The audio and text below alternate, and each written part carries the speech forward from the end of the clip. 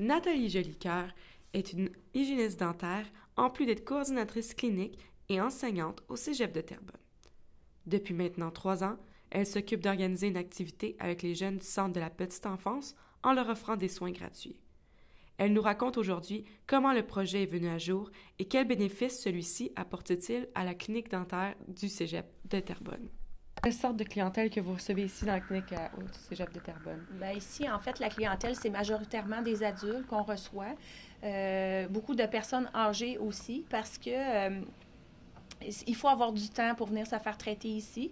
C'est les étudiantes, évidemment, là, qui font les nettoyages sur les clients. Donc, les étudiantes étant en apprentissage, bien, c'est normal que ça prenne plus de temps pour les traiter. Donc, il ne faut pas être surpris, là, quand on vient se faire traiter ici, de devoir revenir 2, 3 fois. C'est des séances qui durent entre 2 heures et 3 heures chacune. En contrepartie, le coût est beaucoup plus avantageux, là, donc ça coûte 60 $ pour un nettoyage, puis on paye une fois, même si on doit revenir 3 fois là, pour compléter le traitement. On reçoit des enfants, c'est pas qu'on n'en reçoit pas, mais on en a très peu. Donc, c'est pour ça qu'à chaque année, on organise ce qu'on appelle l'activité CPE. Cette activité-là, c'est organisé à toutes les sessions d'automne, et puis ça permet aux étudiantes de pouvoir travailler sur des enfants. D'accord. Et en quoi consiste exactement cette activité que vous organisez depuis 3 ans avec les élèves du CPE? Oui. En fait, cette activité-là, c'est organisé un peu en collaboration avec la fondation du Cégep. Les enfants sont sélectionnés. Les enfants proviennent de CPE de milieux défavorisés. Donc, quand ils arrivent ici le matin, ils arrivent en autobus. Et là, l'activité en tant que telle, ça se divise en 2 parties. La première partie, c'est le traitement à la chaise. Donc, les étudiantes vont faire un enseignement d'hygiène là, adapté à l'âge de l'enfant, vont lui faire aussi un polissage des dents, un nettoyage, si on veut. Et puis, il y a une application de fluor qui se fait à la fin. Il y a aussi un diagnostic qui va se faire par le dentiste. Ensuite de ça, les enfants vont aller prendre une collation, donc ça sépare l'avant-midi en 2. Et puis, ils reviennent après ça pour faire des ateliers qui sont rotatifs. Donc, à chaque 10-15 minutes, les enfants changent d'atelier. Et puis, les ateliers, bien, c'est des ateliers éducatifs en lien, évidemment, avec l'hygiène dentaire. Donc, on leur raconte une histoire, on leur enseigne comment se brosser les dents.